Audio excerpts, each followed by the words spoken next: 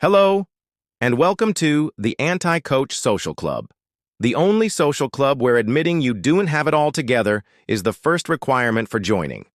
Today, we're going to talk about that invisible roommate who lives in your head, doesn't pay rent, and loves to hit the panic button at the worst possible times. Yes, that's right, anxiety. We know that feeling anxious is normal.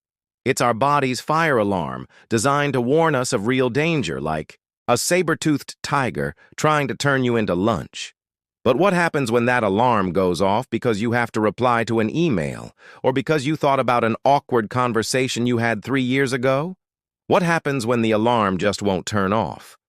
That's when things get serious. Because chronic anxiety isn't just a bad feeling, it's literally messing with the wiring of your brain. And no, we're not talking about cheap self-help or empty motivational phrases. Today, we're going to open the hood of your mind and truly understand what this mess is causing inside. And maybe, just maybe, we'll figure out how to teach our inner chimpanzee to stop yelling "fire" every time the neighbor lights the grill. Stick around because understanding the problem is the first step to not being dominated by it. Let's start at the root of the problem, the epicenter of the emotional earthquake. Inside your brain, there's a small almond-shaped structure called the amygdala. Think of it as an overzealous nightclub bouncer. Its job is noble. It scans the environment for danger, and, if it finds anything suspicious, triggers a general alarm, releasing stress hormones to make you fight or flee. A perfect system if you lived in the savannah. The problem is that in the modern world, the bouncer has started to freak out. With chronic anxiety, your amygdala becomes that neurotic doorman who bars everyone from entering. A presentation at work? Threat. A date? Threat. An unknown number calling you? Maximum threat. It begins to interpret normal situations as mortal dangers, and your body, poor thing, believes it. Your heart races, your breath becomes shallow, your muscles tense. You're ready to fight a predator that, in fact, is just an Excel spreadsheet. This constant hyperactivity of the amygdala is exhausting. It's like living with a security system that goes off a deafening alarm every 5 minutes. You're in a constant state of alert, waiting for the next threat. And what's worse, over time, the brain gets used to this state of panic, making it easier and faster to fall into this cycle. No, you're not exaggerating or being dramatic. It's your biology, your survival hardware, operating in emergency mode 24/7. Now that the alarm is going off nonstop, let's see what happens to the rest of the team back at your brain's headquarters. If the amygdala is the panicked security guard, the prefrontal cortex is the manager. It's the part that thinks, plans, makes decisions, and maintains focus. But guess what? It's impossible to manage anything with an emergency siren blaring in your ear all the time. The brain's energy is finite, and when most of it is being used to monitor imaginary dangers, there's very little left for everyday tasks. This is where the famous brain fog sets in. You know when you walk into a room and forget what you went to do? Or when you're in the middle of a sentence and the word just disappears? That's not you going dumb. It's your brain manager overloaded. Anxiety hijacks your mental resources. And what does it do with them? It uses them to fuel what we like to call mad monkey mode. It's our inner chimpanzee, jumping from branch to branch, from worry to worry. What if I get fired? What if that person didn't like me? Did I lock the door? Your thoughts race at an absurd speed, but they get nowhere. It's like having 50 tabs open in your mental browser, all playing a different sound. Your ability to focus on a single task, remember important information, or make a clear decision is completely compromised. You're not procrastinating out of laziness. You're paralyzed by the overload of mental noise.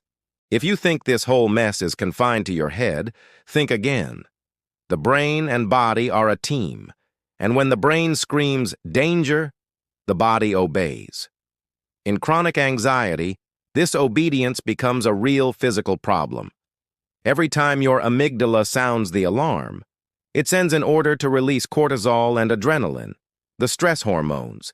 These are useful in small doses to give you the boost you need to escape a real problem. But when your body is flooded with them every day, all the time, it starts to pay a high price. It's like keeping a car revved to the max, never moving. Eventually, the engine will break down. And how does this manifest?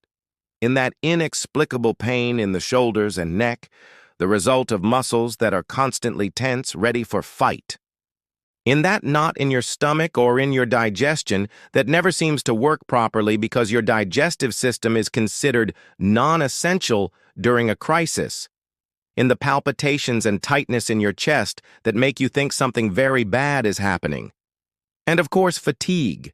That deep exhaustion that doesn't improve no matter how many hours you sleep. Because your sleep isn't restorative. You go to bed, but your body keeps running from the tiger. These symptoms aren't your imagination. They're the real, physiological response of an organism trapped in an endless survival loop. Your body is literally tired of fighting ghosts. With your brain on high alert and your body exhausted, what's your most instinctive reaction? Hide. Anxiety is a very convincing liar. It whispers in your ear that the outside world is too dangerous and that the only safe place is inside your cave. It transforms situations that were once pleasurable into sources of stress. An invitation to a party becomes a mental interrogation. Who will I talk to? What if no one talks to me? What if I say something stupid? A simple phone call becomes a Herculean task. Little by little, avoidance behavior sets in. You start canceling plans, ignoring messages, making excuses not to go out. Each no gives you momentary relief, reinforcing the idea that being alone is safer. Our inner chimpanzee, terrified, climbs the tallest tree and refuses to come down. The problem is, we humans are social creatures. Connection is an essential nutrient for our mental well-being. By isolating ourselves, we're cutting off one of our main sources of support and emotional regulation. Loneliness fuels anxiety, which in turn fuels the desire to isolate oneself, creating a vicious and dangerous cycle. You may be physically present in one place, but your mind is miles away, trapped in a maze of worries. Anxiety robs you of the present moment and disconnects you from the people who matter most, making you feel like a spectator in your own life. Okay, the scenario looks bleak. The alarm is broken, the manager is overwhelmed, the body is exhausted, and the chimp has gone into hiding. What now? Now we take a deep breath and start acting, but without magic formulas or toxic positivity. Here at the Anti-Coach Social Club, we believe in real solutions. First step, the information diet. Your brain is already overstimulated, so stop feeding it junk. Reduce your consumption of apocalyptic news and endless feeds that only serve to compare you and make you feel worse. Second, uncomplicated movement. You don't need to run a marathon. A 20-minute walk releases substances in the brain that act as a natural anxiolytic. The goal isn't to get in shape, it's to reset the system. Third, start observing your inner chimp. When the worry spiral starts, don't fight it.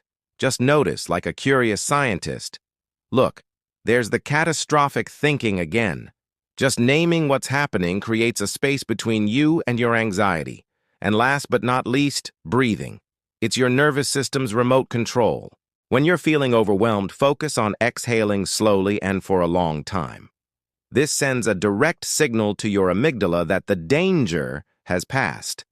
And of course, the ultimate anti-coach tip. If your chimp is truly in control of the zoo, seek professional help. Therapy isn't about admitting defeat. It's about hiring a specialist to help you train the animal. So, what is anxiety doing to your brain? It's constantly ringing alarm bells, stealing your focus, exhausting your body, and convincing you to isolate yourself from the world. It's noisy, exhausting, and terrible company. But the good news, the practical truth, we want you to take away from this is that you are not your anxiety. Understanding these mechanisms isn't meant to scare you, but to empower you. The power to recognize what's happening and to know that these reactions have a biological explanation, not a character flaw. You're not weak for feeling this way. You're a human being with an ancient survival system trying to navigate a modern, chaotic world. The path to taming your inner chimpanzee isn't a straight line. It's a process with good days and bad. But every step, no matter how small, toward taking care of your mind counts. Every conscious breath, every walk, every no said to a catastrophic thought is a small victory. Remember that being part of a club, even an anti-club like ours, means you're not alone on this journey. We'd love to hear from you. Which of these effects of anxiety do you experience most in your daily life? Share your experience in the comments. Reading each other's stories reminds us that this struggle is a collective one. And if you enjoyed this honest, unfiltered conversation, consider subscribing to the channel. We promise not to offer you magic solutions, only companionship, understanding, and real paths. Cheers and see you next time.